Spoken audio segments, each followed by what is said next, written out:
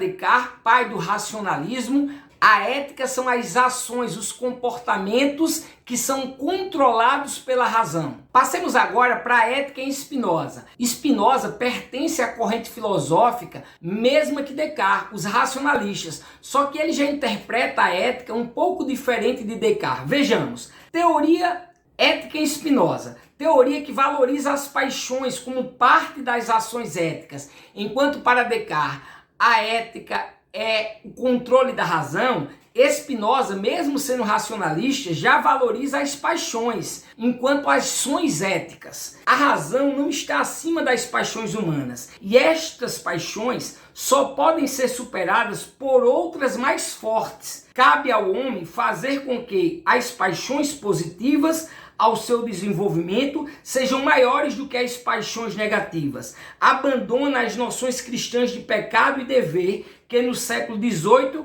reaparecem com Kant. A ética em Spinoza é considerada uma teoria sobre a natureza humana. Vejam, enquanto para Descartes uma atitude ética era aquela atitude que fosse controlada pela razão, que não cedia às paixões, Spinoza pensa diferente. Ele diz que as paixões devem sim ser consideradas. Existem paixões boas e paixões ruins. E onde é que a razão entra aí, já que ele era um racionalista? Em justamente escolher entre as ações e paixões boas e as ações e paixões ruins.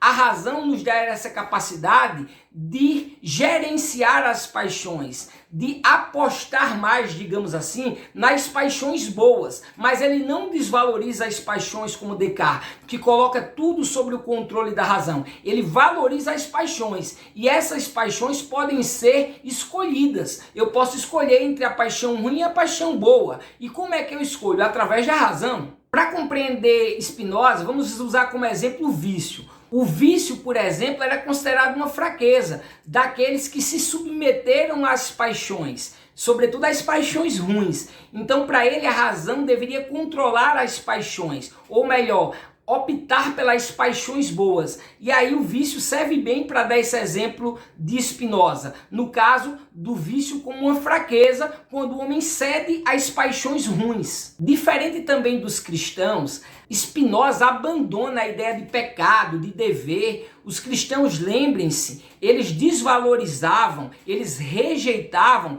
as paixões. A razão devia estar sob o controle e levar a Deus através da santidade.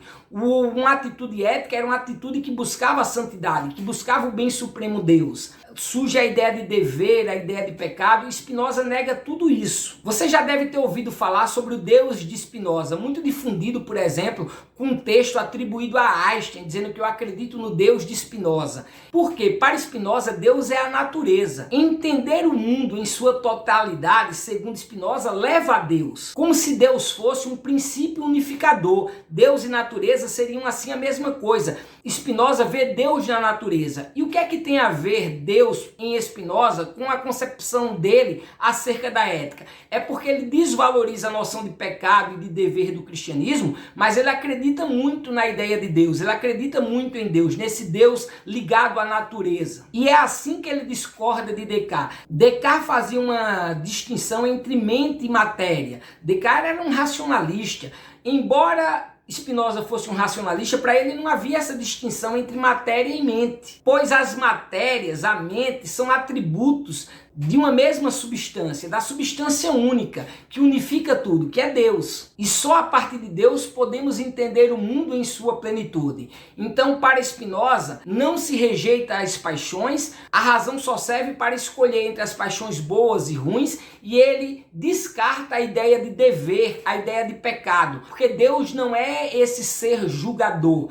Deus é a natureza, Deus é essa partícula que unifica tudo e todos, que unifica mente e matéria. Logo, uma atitude ética pode ser uma atitude também tomada por paixões, mas por paixões boas. Beleza? Deu para entender Spinoza? Vamos agora para Hume. A ética em Hume desenvolve uma moral do sentimento. Para ele, são as paixões que determinam a vontade e não a razão. Isso significa que os atos morais dizem respeito aos sentimentos de aprovação ou desaprovação de nossos atos e as sensações de agrado e prazer ou de dor e remorso que eles resultam. Ou seja, enquanto a razão se ocupa com o que é verdadeiro ou falso, isto é, fazendo juízos de realidade, os atos morais requerem juízos de valor, que nos ajudam a identificar nossas ações como boas ou como más, como virtude ou vício. Percebam que Hume vai de encontro com os racionalistas. Por quê? Porque ele é um empirista. A idade moderna, a filosofia moderna é marcada pelo embate entre racionalistas e empiristas. Não deixe de conferir essa aula. Enquanto os racionalistas entendem que o conhecimento é alcançado através da razão, os empiristas, como Hume, entendem que o conhecimento é alcançado através das experiências, dos sentidos. Por isso, Hume discute ética a partir de uma noção de experiências, de sentidos. E ele cria o que chamamos de moral do sentimento. A moral do sentimento em Hume nada mais é do que uma perspectiva de ética que não é uma ética que atribui o que é certo e o que é errado, que reflete sobre o bem e o mal a partir de uma noção teórica, de uma noção de razão, de racionalidade. Muito pelo contrário, o que se estabelece que é uma ação ética ou uma ação antiética é o sentimento dessas ações, que essas ações venham a provocar, como por exemplo as sensações de dor, de remorso, de prazer, de alegria. Digamos assim que, de forma muito resumida, se uma atitude faz sofrer, é uma atitude antiética, é uma atitude que traz um sentimento ruim, uma sensação ruim. Então, a ideia de ética em Hume está atrelada ao sentimento, às sensações. Vamos para a ética em Rousseau, um iluminista, já está lá no final da Idade Moderna. Vejamos, para ele, a consciência moral e o sentimento do dever são inatos, já nascem com o homem. São a voz da natureza e o dedo de Deus em nossos corações. Nascemos puros e bons, dotados de generosidade e de benevolência para com os outros. Se o dever parece ser uma imposição e uma obrigação externa, imposta por Deus aos humanos, é porque nossa bondade natural foi pervertida pela sociedade, quando esta criou a propriedade privada e os interesses privados, tornando-nos egoístas, mentirosos e destrutivos. Rousseau é um contratualista, é um iluminista, ele teorizou, dentre outras coisas, também sobre política. Uma frase que marca o Rousseau é que o homem é puro por natureza, a sociedade que o corrompe. Para Rousseau, nós vivíamos em plenitude, em harmonia, até se estabelecer a propriedade privada, que é a origem de todo mal. Então o homem é corrompido a partir do surgimento da propriedade privada. Com o surgimento da propriedade privada, os homens passam a disputar entre si os melhores pedaços de terra. E como nós vimos, para Rousseau, isso desenvolve no homem, isso corrompe o homem, desenvolvendo o egoísmo, a mentira, tornando os homens destrutivos uns aos outros. Nascemos com essa noção de dever, porque nós somos bons por natureza, segundo Rousseau. E essa noção de dever se aparenta, se coloca justamente porque estamos em uma sociedade corrompida, em uma sociedade marcada pelo egoísmo, marcada pela destruição, marcada pela mentira. Então, essa noção de dever inata ao homem é o que ele chama de ética. É o dedo de Deus, é a voz da natureza nos levando a tentarmos retornar para o estado de natureza onde vivíamos em harmonia, antes de sermos corrompidos com o advento da propriedade privada. Então a propriedade privada origina todo o mal, o homem era bom por natureza, e essa noção de dever que nós temos é o próprio Deus que colocou nos nossos corações, e nós temos essa noção de dever e colocamos ela em prática porque estamos em uma sociedade corrompida. Chegamos então ao filósofo que mais cai no Enem quando o assunto é ética, Immanuel Kant, um filósofo alemão, um dos maiores expoentes do iluminismo. Vejamos, a ética em Kant constitui uma ética que parte da ideia de que o homem não escapa do imperativo categórico, ou seja, uma ordem válida para agir em relação a tudo. Este imperativo é definido da seguinte forma: devemos sempre agir de modo a podermos desejar que a regra a partir da qual agimos se transforme numa lei geral. Kant, ao criar o imperativo categórico, que eu explico já já, se opõe diretamente a Rousseau, que entendia que o homem é bom por natureza. Muito pelo contrário, para o Kant isso não é uma verdade. Então Kant reafirma o papel da razão na discussão e reflexão sobre a ética. Para Kant, por natureza, somos seres egoístas, ambiciosos, destrutivos, agressivos, cruéis e ávidos por prazeres. Prazeres esses que nunca são saciados e pelos quais nós matamos, mentimos, roubamos, nós nos tornamos destrutíveis em busca desses prazeres insaciáveis. E é justamente por isso, segundo Kant, que precisamos do dever para nos tornarmos seres morais. Então, o dever é uma necessidade em Kant. Para Kant, a noção de certo e errado que nós temos é inata, já nasce conosco. Então, a nossa noção de dever já é inata, já nascemos com ela. Sendo assim, ela é anterior a qualquer experiência. Ela já nasce com a gente. A ideia de dever já nasce com todas as pessoas, seja em qual época elas viverem, seja em qual momento histórico, onde quer que elas estejam, em qualquer tempo. Noção de dever é a mesma para todas as pessoas, segundo Kant. Então vamos agora para a noção do imperativo categórico do Kant, que segundo ele, nenhum indivíduo escapa. Todos nós estamos